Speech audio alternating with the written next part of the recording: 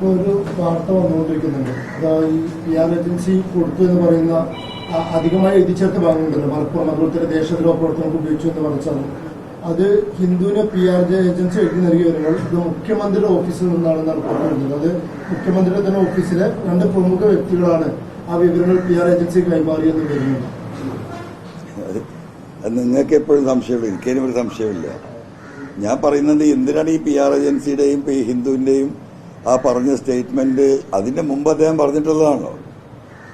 എന്നെ പരിപൂർണമായും തള്ളിക്കൊണ്ട് ഞാൻ ഈ കൊള്ള സംഘത്തിന്റെ പിന്നാമ്പുറ പ്രവർത്തകനാണ് എന്ന് പറഞ്ഞ് അദ്ദേഹം ആ ഡേറ്റ് ഓർക്കുന്നില്ല. ആ പത്രസമ്മേളനത്തിൽ വളരെ കൃത്യമായി അദ്ദേഹം പറയുന്നുണ്ട് മലപ്പുറത്താണ് ഈ 121 കിലോ പിടിച്ചത്, ഈ 127 കേസ് പിടിച്ചത് എന്ന് അന്നേ വ്യക്തമാക്കുന്നുണ്ട്. ഇത് രാജ്യദ്രോഹ പ്രവർത്തികൾക്കാണ് പോകുന്നത് എന്ന് അദ്ദേഹം അന്ന് കേരളീയ സമൂഹത്തോട് ഓപ്പണായിട്ട് പറഞ്ഞതാണ്. അത് കഴിഞ്ഞിട്ടല്ലേ ഈ പറയുന്ന ഹിന്ദുവിനൊക്കെ അതേ സൈസ് സ്റ്റേറ്റ്മെന്റ് കൊടുത്തത്. അത് അദ്ദേഹത്തിന്റെ ഒരു നിലപാടായതുകൊണ്ടല്ലേ ഇപ്പൊ ഈ മുഖ്യമന്ത്രിയുടെ ഓഫീസിൽ നിന്ന് ആണിത് എഴുതി കൊടുത്തതെന്ന് കെൻസ ഈ PR ഏജൻസി പറയുന്നുണ്ടെങ്കിൽ അതിൽ വലിയ കാര്യമൊന്നുമില്ല. അത് തന്നെ ഉറപ്പുള്ള കാര്യമല്ലേ. അത് ഉറപ്പില്ല. ഇപ്പൊ ഇതൊരു ചർച്ചയായപ്പോൾ അതൊരു നാടകമാക്കി മാറ്റുന്നത് ആരാ? മുഖ്യമന്ത്രിയുടെ ഓഫീസ് തന്നെയാണ്. അതിന് നിങ്ങൾ ചോദിച്ച ചോദ്യങ്ങൾക്ക് വല്ല ഉത്തരവും കിട്ടിയോ? മാത്രമല്ല ഇത്രയും വലിയൊരു പ്രതിസന്ധി ഈ വിഷയത്തിലുണ്ടായിട്ട് ഇത് സത്യസന്ധമാണെങ്കിൽ എന്താണ് ആ ഏജൻസിക്കെതിരെയോ അല്ലെങ്കിൽ ഹിന്ദു പത്രത്തിനെതിരെയോ പരാതി കൊടുക്കാൻ, നിയമ നടപടി സ്വീകരിക്കാൻ ഈ ഗവൺമെന്റ് തയ്യാറാവാത്തത്? എന്തുകൊണ്ടാണ് ആ റെക്കോർഡ് CMന്റെ PRDയുടെ കയ്യിലും ആ റെക്കോർഡുണ്ടല്ലോ, അദ്ദേഹം കൊടുത്ത ഇന്റർവ്യൂവിന്റെ ആ റെക്കോർഡ് എന്താ പുറത്തുവിടാത്തത്? മൂന്നാമത്തെ കാര്യം, രാവിലെ 5 മണിക്ക് അച്ചടിച്ചിറങ്ങിയ പത്രം ഇന്ത്യ രാജ്യം മുഴുവൻ എല്ലാവരുടെയും കൈകളിലെത്തി. അന്ന് രാത്രി മുതലക്കുളത്ത് വെച്ച് ഞാൻ ഈ പത്രം ഉയർത്തിപ്പിടിച്ച് ചോദ്യം ഉയർത്തി. അതും കഴിഞ്ഞ് പിറ്റേ ദിവസവും ഏകദേശം ഉച്ചയോട് കൂടിയിട്ടാണ് ഇങ്ങനെ ഒരു അബദ്ധം പറ്റിയതായിട്ട് CMOയിൽ നിന്ന് പറയുന്നത്. ഇതൊക്കെ നാടകം. വെറുതെ നമ്മളതിനെ ചർച്ച ചെയ്ത് സമയം കളയേണ്ട കാര്യമില്ല. കേരളത്തിലെ സാധാരണക്കാരായ അത്യാവശ്യം എഴുത്തും വായന അറിയുന്ന കോമൺ സെൻസിലെ എല്ലാ മനുഷ്യർക്കും മനസ്സിലായിട്ടുണ്ട്. ഇത് മാത്രമല്ല 21-ാം തീയതിയാണ് മുഖ്യമന്ത്രി വളർച്ചയുള്ള ആദ്യമായിട്ട് സ്വർണ്ണക്കത്ത് പറയുന്നത്. പിന്നെ 29-ാം തീയതി ഹിന്ദുവിന് കൊടുക്കുന്ന അഭിമുഖത്തിലാണ് ഇത്തരത്തിൽ മലപ്പുറം എന്നുള്ള ദേശവിരുദ്ധ പ്രവർത്തനം എന്നുള്ള വാക്കുകൾ ഉൾപ്പെടുന്നത്. എന്നാൽ 13-ാം തീയതി തന്നെ സെപ്റ്റംബർ 13-ന് തന്നെ കേസൻ എന്ന് പറയുന്ന PR ഏജൻസി പല പത്രങ്ങൾക്കും അയച്ചു കൊടുത്ത പ്രസ് റിലീസിലും ഇതേ കാര്യങ്ങൾ വരുന്നുണ്ട്. നിരോധിത സംഘടനകൾക്ക് വേണ്ടിയാണ് ഈ ഹവാല പണം ഉപയോഗിക്കുന്ന അടക്കമുള്ള പരാമർശങ്ങളും അതിലുണ്ട്. അപ്പൊ അതിന്റെ പിന്നിൽ ഈ മുഖ്യമന്ത്രി ഓഫീസ് തന്നെയാണെന്നാണ് പറയുന്നത്. അല്ല, മുഖ്യമന്ത്രിയുടെ ഓഫീസല്ലാതെ പ്രതിപക്ഷ നേതാവിന്റെ ഓഫീസ് ഈ വിഷയത്തിൽ ഇടപെടേണ്ട വല്ല കാര്യമുണ്ടോ? ഇത് പൂർണ്ണമായിട്ടും മുഖ്യമന്ത്രിയും ആ ഓഫീസുമായി ബന്ധപ്പെട്ട കാര്യങ്ങളല്ലേ. അതിലിപ്പോൾ വേറൊരു പാർട്ടി വന്ന് ഇടപെടില്ലല്ലോ, ഒരു തേർഡ് പാർട്ടി. അപ്പൊ ഇതിന്റെ എല്ലാ ഉത്തരവാദിത്വം അവർക്ക് തന്നെയല്ലേ.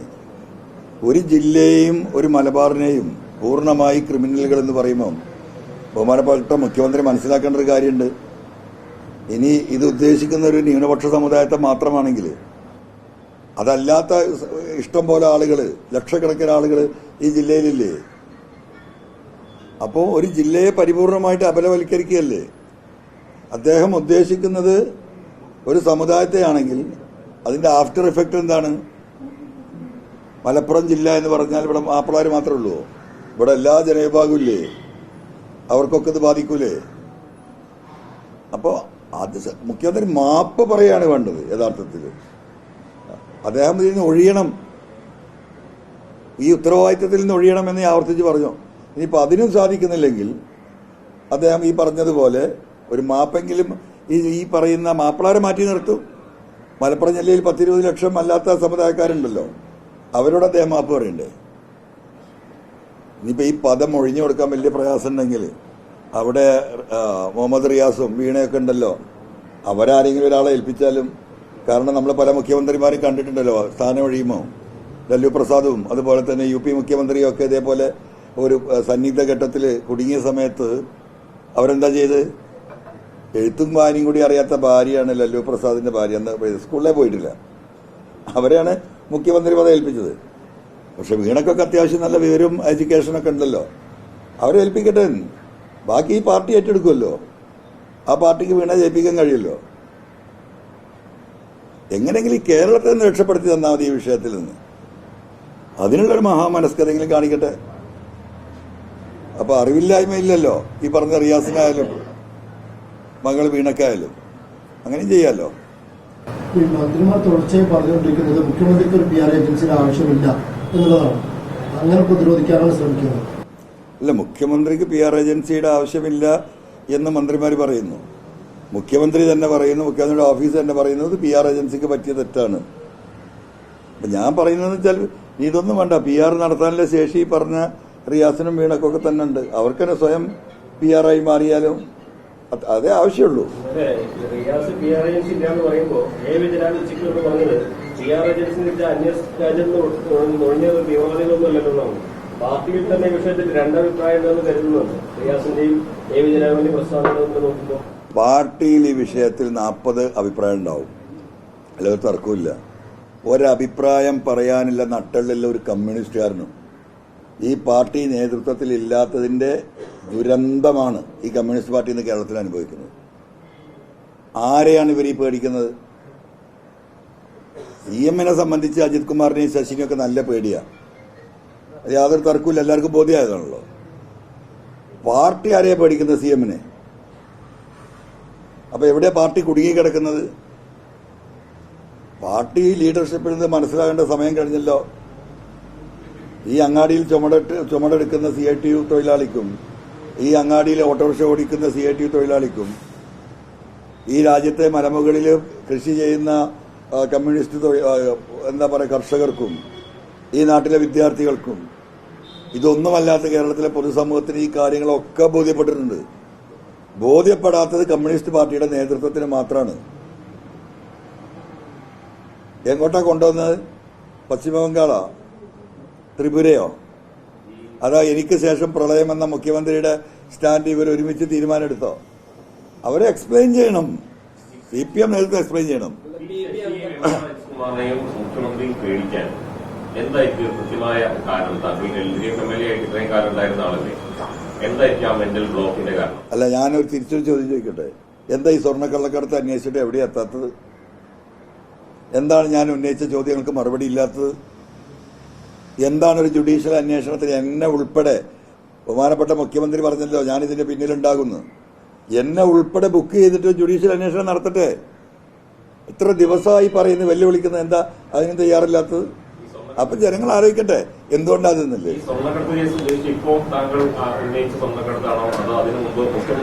അല്ലല്ല, ഞാനിപ്പോ ഈ നടന്ന കഴിഞ്ഞ 3 വർഷത്തിനിടക്ക് സുജിത് ദാസ് ജില്ലാ പോലീസ് സൂപ്രണ്ടായതിനു ശേഷം കരിപ്പൂർ എയർപോർട്ട് വഴി സുജിത് ദാസും ഈ പറയുന്ന ADGP അജിത് കുമാറും P ശശിയും കൂടി ഒരു നെക്സസായി നിന്നുകൊണ്ട്, ഒരു നെറ്റ്വർക്കായി നിന്നുകൊണ്ട് അവിടെ അതുവഴി കടത്തിക്കൊണ്ടുവന്ന സ്വർണത്തിൽ നിന്ന് കളവ് നടത്തിയതും ഗ്രീൻ ചാനൽ വഴി ഇവരുടെ നിർദ്ദേശപ്രകാരം ഡയറക്റ്റായിട്ട് ഈ പറയുന്ന ദുബായിലെ സ്വർണ്ണക്കടത്തുകാരുമായി ധാരണയുണ്ടാക്കി ഫ്രീ ആയിട്ട് ഗ്രീൻ ചാനൽ വഴി കടത്തിയിട്ട സ്വർണ്ണക്കള്ളക്കടത്തുമായി ബന്ധപ്പെട്ട വിഷയമാണ് ഞാൻ പറയുന്നത്.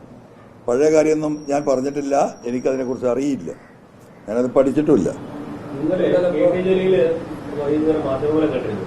അദ്ദേഹം അങ്ങുമായുള്ള സൗഹൃദം തുടരും, പക്ഷേ ഇടതുപക്ഷ സഹയാത്രികനായിട്ട് പാർട്ടിക്കൊപ്പം തന്നെ ഉറച്ചു നിൽക്കുന്ന ഒരു നിലപാട് പ്രഖ്യാപിക്കുകയാണ് ചെയ്യുന്നത്.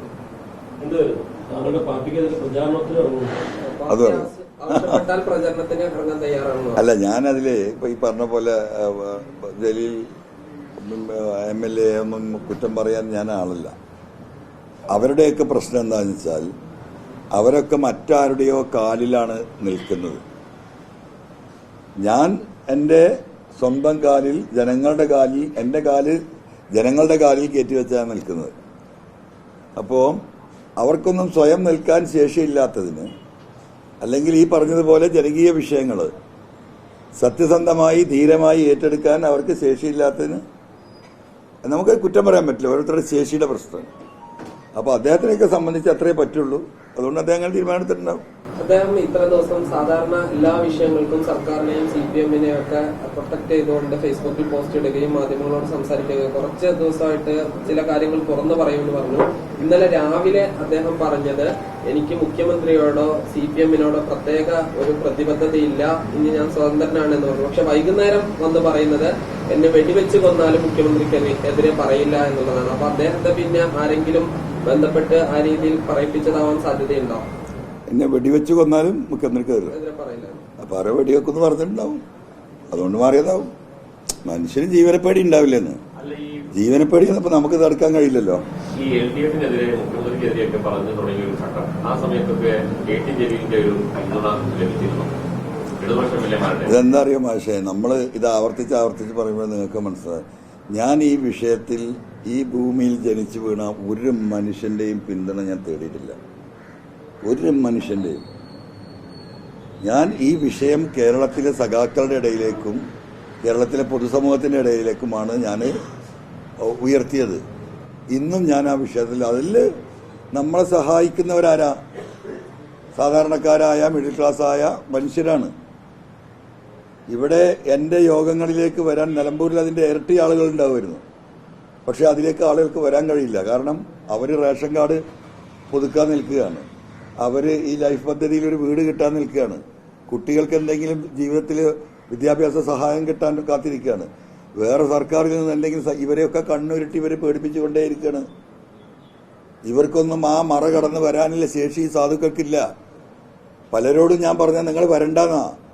ഈ ഒരു ജാഥയിൽ വന്നിട്ട് അല്ലെങ്കിൽ ഒരു സമ്മേളനത്തിൽ വന്നിട്ട് അവർക്ക് കിട്ടാവുന്ന ഒരു വീട് പോയാൽ ഞാൻ എത്രാക്ക് വീട് ഉണ്ടാക്കി കൊടുക്കും? എത്രാക്ക് എനിക്ക് റേഷൻ കാർഡ് ഉണ്ടാക്കി കൊടുക്കാൻ സാധിക്കും? നമ്മൾ അവർക്ക് റേഷൻ കാർഡ് ഉണ്ടാവാനും വീടുണ്ടാവാനും അവർക്ക് സമാധാനമായി വീട്ടിൽ കിടന്നുറങ്ങാനുമുള്ള പോരാട്ടമാണ്. അപ്പോൾ ആ പോരാട്ടത്തിൽ ഞാൻ മുന്നോട്ട് പോകുമ്പോൾ എൻ്റെ കൂടെ വന്ന് ഇവർക്ക് ഇത് നഷ്ടപ്പെടുന്ന സാഹചര്യം ഉണ്ടാവും എന്ന് മനസ്സിലാക്കിയതുകൊണ്ട് അവരോട് വരണ്ടെന്ന് ഞാൻ പറയുന്നത്. പിന്തുണയായിട്ട് വരുന്ന നിലമ്പൂർ ഐശ്വര്യാണെങ്കിലും സ്വാഭാവികമായിട്ടാണെങ്കിൽ ഇപ്പോൾ KT ജലീലൊപ്പം ഉണ്ടായിരുന്നു. അപ്പോൾ അതൊക്കെ തെറ്റ് ചെയ്തിട്ട് അതിൽ നിന്ന് അവർക്ക് പിന്മാറ്റാൻ വേണ്ടിയിട്ട് സമപാർട്ടിയുടെ ഭാഗത്തുനിന്നുണ്ടോ? ആയിഷ അത്ത ഇതിലെ പോകുമ്പോൾ ഇവിടെ കയറിയതാണ്. പാപ്പു വെള്ളിപ്പറമ്പ് എന്നെ നേരിട്ട് വന്ന് കണ്ടിട്ട് എനിക്ക് പിന്തുണ അറിയിക്കാൻ വന്ന. ആയിഷാത്ത പോകുന്ന വഴി ഞാൻ എൻ്റെ മോനെ എൻ്റെ കൂടെ ഉണ്ട് കേട്ടോ എന്ന് പറയാൻ വന്നതാ. എൻ്റെ വീട്ടിൽ വന്ന് അതിനൊക്കെ എങ്ങനെയും മാറ്റി പറയിച്ചൂടെ? 90 വയസ്സായി, ആരോഗ്യ പ്രശ്നങ്ങളുണ്ട്, ജീവിത പ്രശ്നങ്ങളുണ്ട്. നിലമ്പൂരിൽ അവർക്ക് ചുറ്റുപാടുമുള്ളത് ഈ പറയുന്ന ആളുകളാണ്. സ്വാഭാവികമല്ലേ, അതൊക്കെ അതിന് വഴിക്ക് പോകും. എന്നാലും അവരുടെ മനസ്സ് എവിടെയാണെന്നുള്ളത് കേരളത്തിൽ ജനങ്ങൾക്കറിയാലോ. അത്രയും നമ്മൾ ആഗ്രഹിക്കുന്നു. നമ്മൾ മനുഷ്യന്റെ മനസ്സ് നമ്മളെ കൂടെ നിൽക്കണമെന്ന് ആഗ്രഹിക്കുന്നത്. ശാരീരികമായി പലർക്കും ഒന്നും നിൽക്കാനുള്ള ശേഷിയില്ല. അവരെ ഈ പറഞ്ഞ കണ്ണുരുട്ടി ഭീഷണിപ്പെടുത്തി ഈ പറയുന്ന റേഷൻ കാർഡ് മുടക്കുന്ന ആ ഒരു പ്രവർത്തനം അല്ലാതെ വേറെ എന്തെങ്കിലും നടത്താനുണ്ടോ? നടക്കട്ടെ.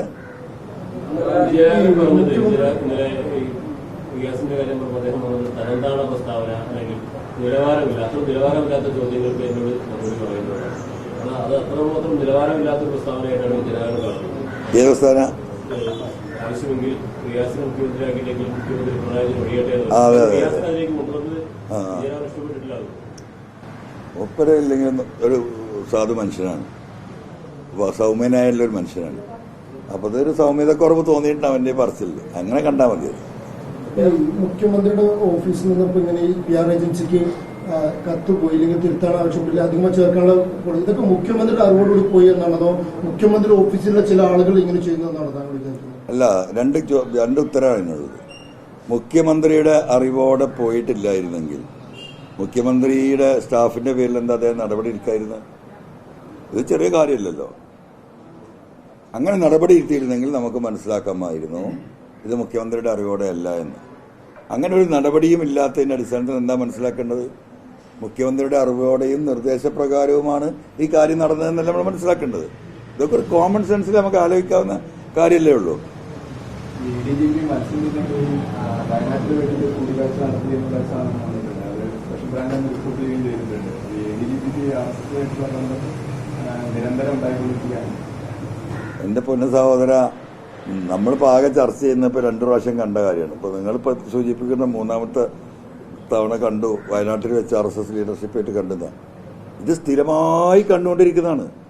ഇതിപ്പോൾ ഈ പറഞ്ഞതുപോലെ രാത്രിയൊക്കെ ഒളിച്ചും പാത്തും പോകുമ്പോഴാണ് ഇത് ചർച്ചയാവുന്നത്. ഇവർ ഡൽഹിയിൽ നിന്നും ഇതര സംസ്ഥാനങ്ങളിൽ നിന്നൊക്കെ സ്ഥിരമായി കണ്ടുകൊണ്ടിരിക്കുകയും സംസാരിക്കുകയും ചർച്ച ചെയ്യുകയും അതിന്റെ ഭാഗമായിട്ടുള്ള പൊളിറ്റിക്സ് കേരളത്തിൽ ഇംപ്ലിമെന്റ് ചെയ്യുകയും ചെയ്തതിന്റെ ഭാഗം തന്നെയല്ലേ ഇപ്പൊ ഈ തൃശ്ശൂർ പൂരം അടക്കം ഇവിടെ കലങ്ങിയത്. അപ്പൊ അതൊരു വലിയ സംഭവമൊന്നുമല്ല. സ്പീക്കർ എന്താ പറഞ്ഞത്? RSS അത്ര മോശപ്പെട്ട സംഘടനയൊന്നുമല്ല, ഇന്ത്യയിലെ ഏറ്റവും മഹത്തായ സംഘടനയാണ്. ആ മഹത്തായ സംഘടനയുടെ നേതാക്കളോട് പോയി ADGP കണ്ടതിൽ എന്താ അത്ഭുതം എന്ന് ചോദിച്ചാണ്. അതിന് ഉത്തരം കണ്ണൂരിലെ സഖാക്കൾ കൊടുക്കും ഈ പാർട്ടിക്ക്. അതാണ് നടക്കുന്നത്. എനിക്ക് വരുന്ന ഫോൺ മെസ്സേജുകൾ, ഇത്രയും രക്തസാക്ഷികൾ ഈ പാർട്ടിക്ക് അവരുടെ ജീവിതം ത്യജിക്കേണ്ടി വേണ്ടത് ഈ വർഗീയ ശക്തികളുമായ ഏറ്റുമുട്ടല്ല. ഇപ്പൊ രക്തസാക്ഷികൾക്കൊന്നും ഒരു നിലയും വിലയില്ല. അവരൊക്കെ പോയി പണി നോക്കട്ടെ. RSS ഇന്ത്യയിലെ ഏറ്റവും നല്ല മഹത്തായ സംഘടനയായി എന്ന് സ്പീക്കർ മാത്രമല്ലല്ലോ, അദ്ദേഹം പാർട്ടിയുടെ ഉത്തരവാദിത്തപ്പെട്ട നേതാവ് കൂടിയല്ലേ.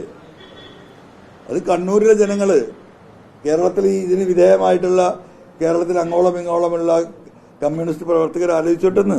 ഈ ഗോവിന്ദ മാഷ് തന്നെ പലതവണ പറഞ്ഞിട്ടുണ്ട്, ADGP RSS നേതാക്കളെ കണ്ടാൽ ഞങ്ങൾ എന്ത് ചെയ്യാനായിരുന്നു. അതൊരു നിസ്സഹായാവസ്ഥയാണോ? അല്ല, അവർക്ക് ചായ വാങ്ങി കൊടുത്ത പോരെ. ആളെ വിളിച്ചിട്ട് ബാബാ നീ അവിടെ പോയി കണ്ടുല്ലേ, ഒരു ചായ നല്ല വടിയും വാങ്ങിക്കൊടുക്കുക പാർട്ടി ഓഫീസിൽ നിന്ന്. അവരെ അഭിവാദ്യം ചെയ്യുക, അതാണല്ലോ ചെയ്യേണ്ടത്. ആളിപ്പോ പാർട്ടി ചെയ്തുകൊണ്ടിരിക്കുന്നത്. ഈ പറയുന്ന RSSകാരെയും മറ്റു വർഗീയവാദികളെയൊക്കെ കണ്ട് സംഭാഷണം നടത്തുന്നവരെ അഭിവാദ്യം ചെയ്യുന്നു കമ്മ്യൂണിസ്റ്റ് മാർക്സിസ്റ്റ് പാർട്ടി കേരളത്തിൽ. അതല്ലേ ചെയ്യുന്നത്.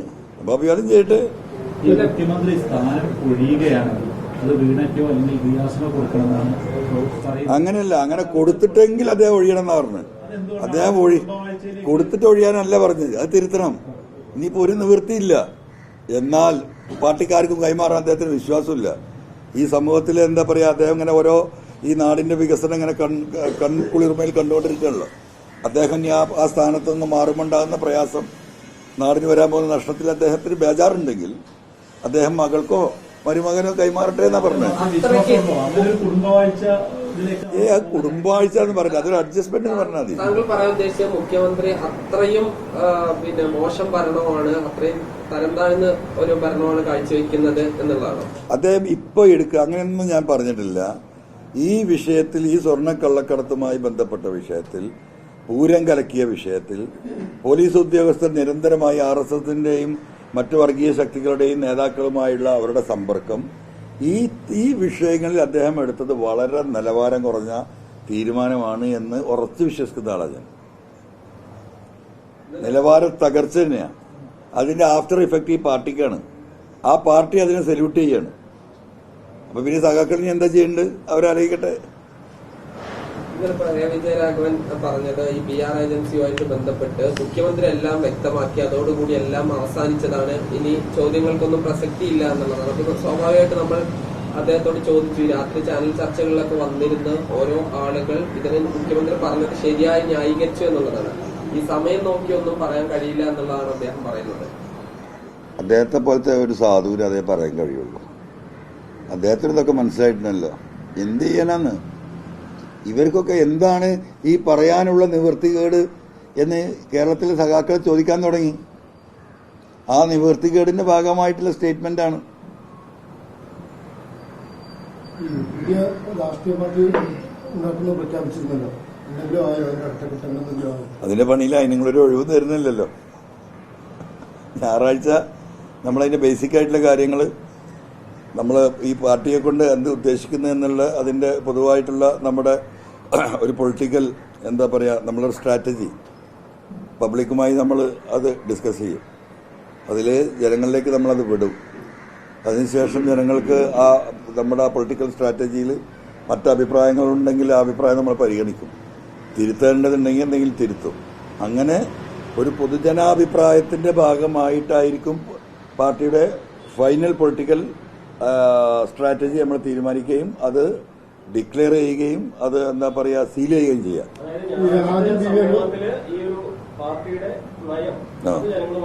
പങ്കുവെക്കും. മഞ്ചേരി ജസീല ജംഗ്ഷനിൽ അത് ഈ ഒരു അവസരം ഉപയോഗപ്പെടുത്തുകയാണ് കേരളത്തിലെ എല്ലാ നല്ലവരുടെ മനുഷ്യരും.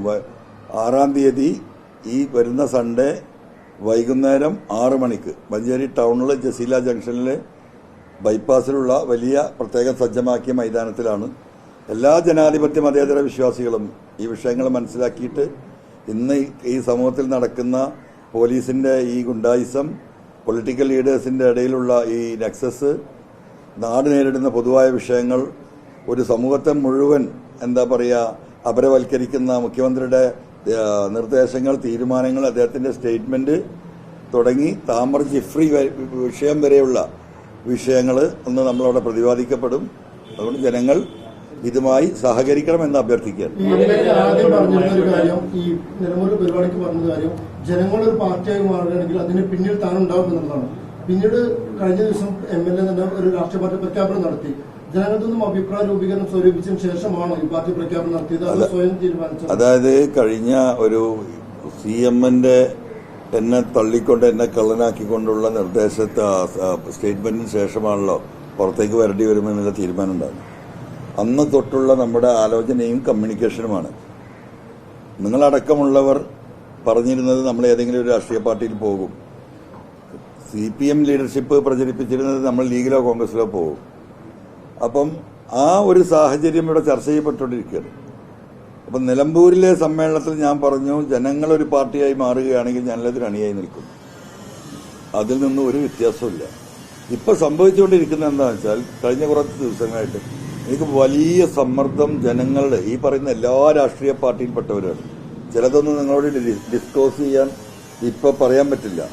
ഇവരൊക്കെ ഇനി നാളെ പൊതുസമൂഹത്തിൽ പെട്ടെന്നൊരു പ്രത്യക്ഷപ്പെടുമ്പോഴാണ് നിങ്ങൾക്ക് മനസ്സിലാക്കുക. വലിയ അടിയൊഴുക്കുകൾ ഈ പറഞ്ഞ വിഷയത്തിലുണ്ട്. അതുകൊണ്ട് ഇനി നിങ്ങളിത് നീട്ടരുത്. നിങ്ങളുടെ പാർട്ടിയുടെ നയം രൂപീകരിച്ചത് ജനങ്ങളോട് പറഞ്ഞത് പ്രഖ്യാപിക്കണം. ഞങ്ങളെല്ലാം ഇതിലേക്ക് ചേർന്നുകൊണ്ടിരിക്കുകയാണ്. അതുകൊണ്ട് ഇത് നീട്ടരുത് എന്ന പൊതുസമൂഹത്തിന്റെ വലിയ സമ്മർദ്ദത്തിന് വിധേയമായിട്ടാണ് എനിക്ക് ഇന്നലെ അങ്ങനെ പറയേണ്ടി വന്നിട്ടുള്ളത്. പുതിയ പാർട്ടി പ്രഖ്യാപിക്കുകയാണെങ്കിൽ ഈ നിയമസഭയുടെ കാലാവധി കഴിഞ്ഞ് അത് ചേരാൻ കഴിയുമെന്ന് ചില നിയമങ്ങൾ പറയുന്നുണ്ട്. അങ്ങനെയാണെങ്കിൽ ഈ ഒരു പാർട്ടി പ്രഖ്യാപിക്കുമ്പോൾ അതിൽ പങ്കാളിയാവാതിരിക്കുന്ന ഒരു നിയമപരമായ സാഹചര്യം വരില്ല. അല്ല, ആ സാഹചര്യത്തെ നമ്മൾ നേരിടും. വേണ്ടി വന്നാൽ രാജ്യക്കും അത്രയിലുള്ളൂ. അതൊന്നും വിഷയമല്ല. അതെങ്ങനെ മാനേജ് ചെയ്യാൻ പറ്റും നമ്മൾ ആലോചിക്കുന്നുണ്ട്. ഞാനിപ്പോ അത് നമുക്ക് വേണ്ടിയിട്ടല്ല, എനിക്ക് വേണ്ടിയിട്ടല്ലല്ലോ. അതിലിപ്പോ ഒരു MLA പണി പോവാണെങ്കിൽ പോട്ടെ, ഞാനത് വിഷയാക്കുകയല്ല. നമ്മൾ ഈ ഒരു പോരാട്ടമാണിത്. ഈ പോരാട്ടത്തിന്റെ മുന്നിൽ നിന്ന് നയിക്കാൻ ഈ 3 അക്ഷരം വേണമെന്നുള്ള അഭിപ്രായമൊന്നും എനിക്കില്ല. അതാണ് നിയമമെങ്കിൽ ആ നിയമത്തിന് വിധേയമായി എന്ത് നടപടിയാണോ ഞാൻ സ്വീകരിക്കേണ്ടത് ഞാൻ സ്വീകരിക്കും. അതുകൊണ്ട് ഇപ്പൊ നമുക്ക് ഈ പോരാട്ടം നിർത്താൻ പറ്റുമോ? ഇതിൽ ഇന്നലെ UDF പറഞ്ഞത് ഒരു പാർട്ടി രൂപീകരിക്കുകയാണെങ്കിൽ ആ വിഷയം ഗൗരവമായി ചർച്ച ചെയ്യുന്നുണ്ട്. ഇതിൽ പ്രാഥമികമായി തന്നെ കുഞ്ഞാലിക്കുട്ടി സാഹിബ് പ്രതിപക്ഷ നേതാവൊക്കെ ആയിട്ട് ചർച്ച ചെയ്തു എന്നതാണ്. അപ്പോ ഇപ്പോഴത്തെ കേരളത്തിന്റെ പശ്ചാത്തലത്തിൽ ഒരു മുന്നണി സംവിധാനത്തിൽ നിന്നുകൊണ്ട് മാത്രമേ പ്രവർത്തിക്കാൻ കഴിയുള്ളൂ എന്ന് വിശ്വസിക്കുന്നുണ്ടോ, അതോ പൂർണ്ണമായിട്ട് സ്വതന്ത്രമായിട്ട് അങ്ങനെ പോകാൻ കഴിയുമോ?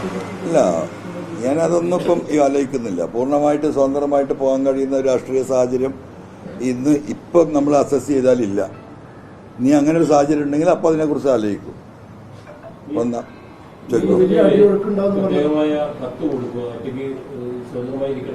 ഞാൻ എന്റെ കസാല എവിടെ പോയിരിക്കും. സ്പീക്കർ അവിടെ ഇരിക്കണ്ടായിരുന്നു, കത്തുന്ന എവിടെ ഇരിക്കാൻ പറഞ്ഞാൽ അവിടെ ഇരിക്കും. ഞാൻ കത്തൊന്നും കൊടുക്കണില്ല. ഈ വലിയ അടിയൊഴുക്കുണ്ടാവും പറഞ്ഞല്ലോ. ഇപ്പൊ നിലവിലുള്ള ഇടതുപക്ഷത്തിനോ അല്ലെങ്കിൽ UDF വലിയ ആരെങ്കിലും തങ്ങളൊപ്പം ചേർന്നുള്ള വിവരങ്ങളോ അല്ലെങ്കിൽ അങ്ങനെ ചർച്ചകളൊക്കെ ഉണ്ടായിട്ടുണ്ടോ? ഒരുപാട് ആഗ്രഹമുള്ള ആളുകൾ ഈ വിഷയത്തിൽ നമ്മൾ ഉയർത്തുന്ന ഈ നിലപാട് 100% ശരിയാണെന്ന് വിശ്വസിക്കുന്ന ഉത്തരവാദിത്തപ്പെട്ട നേതാക്കൾ ഇവരൊക്കെ ഇതിലുണ്ട്. പക്ഷേ അവരൊക്കെ ഞാൻ ഈ പറഞ്ഞതുപോലെ പലരും പലതിനെയും ഭയപ്പെടുന്നു. എന്നാൽ ജീവഭയം തന്നെയാണ് കാര്യമായിട്ട്. ആ നാട്ടിൽ ജീവിക്കാൻ കഴിയില്ല. ചിലരൊക്കെ എന്നോട് പറഞ്ഞത്, സഖാവേ ഒരു രക്ഷയില്ല, നമ്മളെ കുടുംബത്തെ അങ്ങ് നാറ്റിക്കും. അത് നാറ്റിച്ച കുറെ പഴയ കഥകൾ പഴയ ലീഡർഷിപ്പ് പാർട്ടി വിട്ടപ്പോൾ പോയപ്പോൾ പറഞ്ഞു, നിങ്ങൾക്കൊക്കെ അത് നേരിടാനുള്ള ശേഷി നിങ്ങൾക്കുണ്ട്, നമ്മളൊക്കെ തകർന്നു പോകും. അങ്ങനെ തന്നെ പറഞ്ഞു, നമ്മളൊക്കെ തകർന്നു പോകും, നമ്മളെ മക്കളൊന്നും പുറത്തിറങ്ങാൻ കഴിയാത്ത വിധത്തിലാവും. അതുകൊണ്ടാണ് സഖാവ് നിങ്ങൾ കുറച്ച് മുന്നോട്ട് പോവാം, എന്നിട്ട് ഒന്ന് ഈ ഇതിനൊന്നും എന്താ പറയാ, ഒരു തിരമാല ഒന്ന് അടങ്ങിയാൽ ഞങ്ങളൊക്കെ അതിലേക്ക് വരാം എന്ന് തന്നെ പറയുന്നത്. പാർട്ടി രൂപീകരണം മുന്നോട്ട് പോകും, അതിൽ നിയമപരമായിട്ട് എന്ത് തടസ്സങ്ങളുണ്ടെങ്കിൽ അതനുസരിച്ച് നീങ്ങും, വേണമെങ്കിൽ MLA പദവി രാജിവെക്കും. അതെ, അത്രേ ഉള്ളൂ. നമ്മൾ ഈ പോരാട്ടം തുടരും. ആ പോരാട്ടം തുടരാൻ MLA പദവി നിയമപരമായി തടസ്സമാണെങ്കിൽ ഈ സാധനം എടുത്ത് അങ്ങോട്ട് കൊടുക്കൂ, അത് പിടിച്ചോന്ന് പറയും. ഈ പോരാട്ടമായിട്ട് നമ്മൾ മുന്നോട്ട് പോകും, യാതൊരു തർക്കമില്ല. വളരെ വേഗത്തിലാക്കാണ് ഈ പാർട്ടി രൂപീകരണത്തിനുള്ള ശ്രമങ്ങൾ. ഇനിയിപ്പോ ബൈ ഇലക്ഷൻ വരാൻ പോവാണ് വയനാട്. അതിൽ നിങ്ങളുടെ പാർട്ടിക്ക് സ്ഥാനാർത്ഥി ഉണ്ടാകുമോ, അല്ലെങ്കിൽ എന്തായിരിക്കും അതിലൊരു നിലപാട്? അതായത് ഇപ്പൊ എനിക്ക് പറയാൻ കഴിയില്ല. നമ്മൾ പാർട്ടി രൂപീകരിച്ച് ഇതിനുമ്പോൾ ലീഡർഷിപ്പൊക്കെ ഉണ്ടാവുമല്ലോ. ആ ലീഡർഷിപ്പുമായി ആലോചിച്ചിട്ടുള്ളൊരു ജനകീയ തീരുമാനം അതിന്റെ മുകളിലുണ്ടാവും. അങ്ങനെ പേരിൽ ചർച്ചകൾ നടന്നുകൊണ്ടിരിക്കുന്നുണ്ട്. അത് അവിടെ നിന്ന് തിങ്കളാഴ്ച പറയും, അല്ല ഞായറാഴ്ച. പാർട്ടിയുടെ കൊടിയിൽ ചുവപ്പുണ്ടാവും. അല്ല, കൊടിയും തീരുമാനിച്ചിട്ട് അതൊക്കെ എന്താ പറയാ, പാർട്ടി രജിസ്ട്രേഷൻ ഒന്നും ആയിട്ടില്ലല്ലോ. നമ്മളതിന്റെ ബേസിക് പ്രിൻസിപ്പിൾസ് നെയിം അന്ന് ഡിക്ലെയർ ചെയ്തും അടുത്ത സ്റ്റെപ്പിലേക്ക് നീങ്ങും. മുഖ്യമന്ത്രി 11 മണിക്ക് മാധ്യമങ്ങളെ കാണാൻ പോകണം. അപ്പോൾ അത് എന്താണ് പ്രതീക്ഷിക്കുന്നത്? ചിലപ്പോൾ രാജ്യമൊക്കെ ആയിരിക്കും, നല്ല സാധ്യത.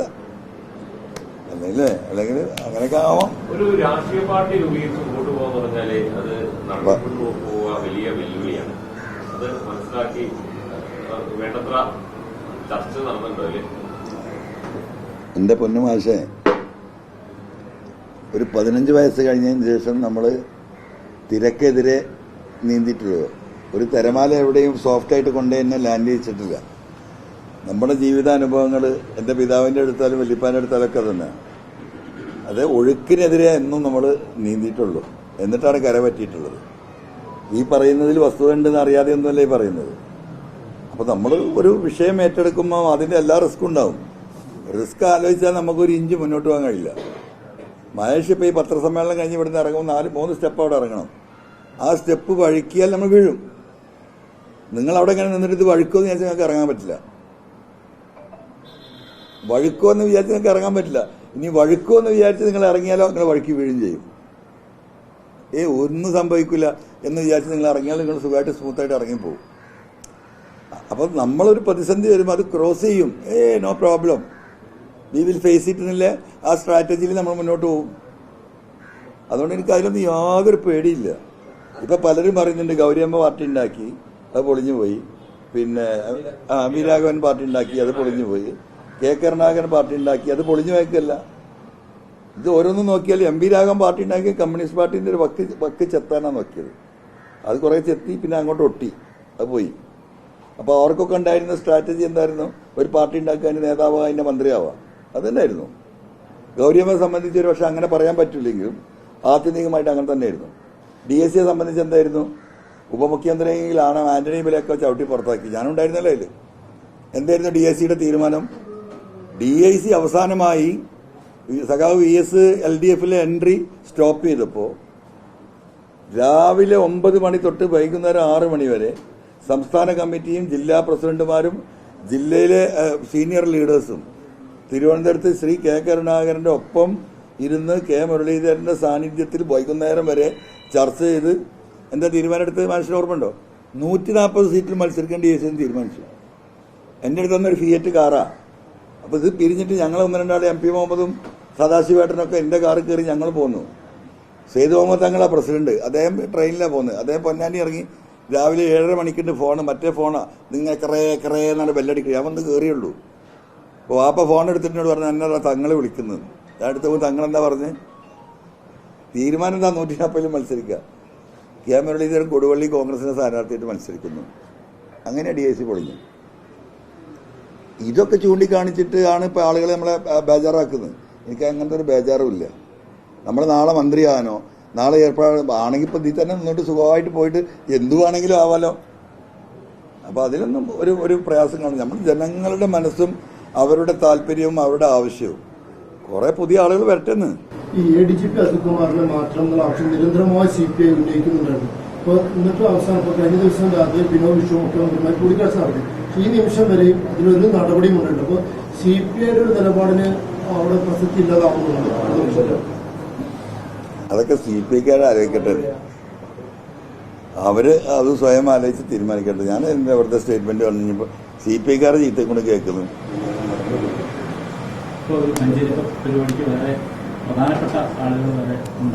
പ്രധാനപ്പെട്ട ഒരുപാട് ആളുകളുണ്ട്. അത് ഈ നാടിന്റെ 4 ഭാഗത്തുനിന്ന് വരുന്ന സാധാരണക്കാരായ തൊഴിലാളികൾ, ഓട്ടോറിക്ഷ തൊഴിലാളികൾ, ചമട്ട തൊഴിലാളികൾ, പ്രവാസികൾ, അങ്ങനത്തെ ഈ നാടിന്റെ ഏറ്റവും പ്രധാനപ്പെട്ട ആളുകളായിട്ട് ഞാൻ മനസ്സിലാക്കുന്ന അവരാണ്. ഈ നാടിനെ നിലനിർത്തുന്നവർ അവരൊക്കെ ഉണ്ടാവും.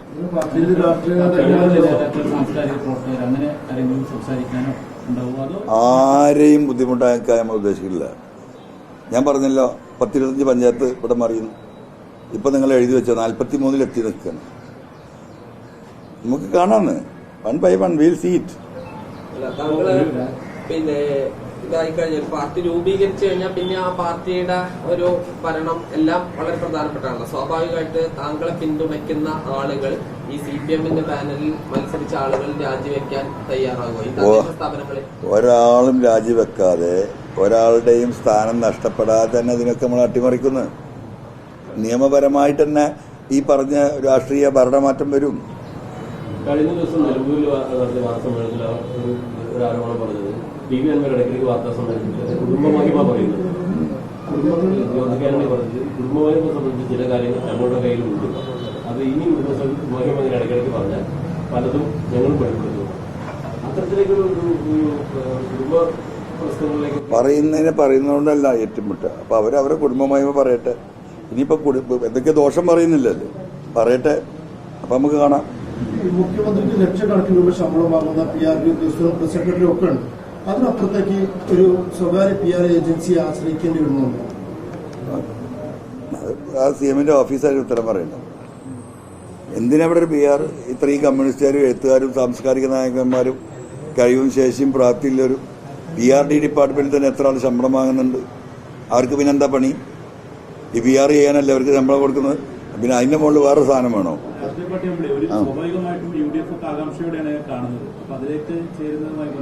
എന്റെ പൊന്നാര മോനെ, പാർട്ടി തന്നെ ആയിട്ടില്ല അപ്പോഴേക്ക് ചേരുന്ന കാര്യം എങ്ങനെ കാണേണ്ടതായിട്ടുണ്ടെങ്കിൽ നമുക്ക് കാണാം. എന്ത് തർക്കം? ഞാനല്ലാതെ ആരെ എനിക്ക് മറുപടി ഞാനൊരു മനുഷ്യനല്ലേ ഉള്ളൂ. ഈ മനുഷ്യന്മാരുടെ മുഴുവൻ മറുപടി നമുക്കൊരു സ്പോക്ക് പേഴ്സൺ കൂടി ഇല്ലല്ലോ. അപ്പൊ ഈ തൊണ്ട പൊട്ടിയാലും ഇപ്പൊ ഈ തൊണ്ട പൊട്ടിയിട്ട് ഒന്ന് വർത്തമാനം പറയണ്ട എന്തിനാ?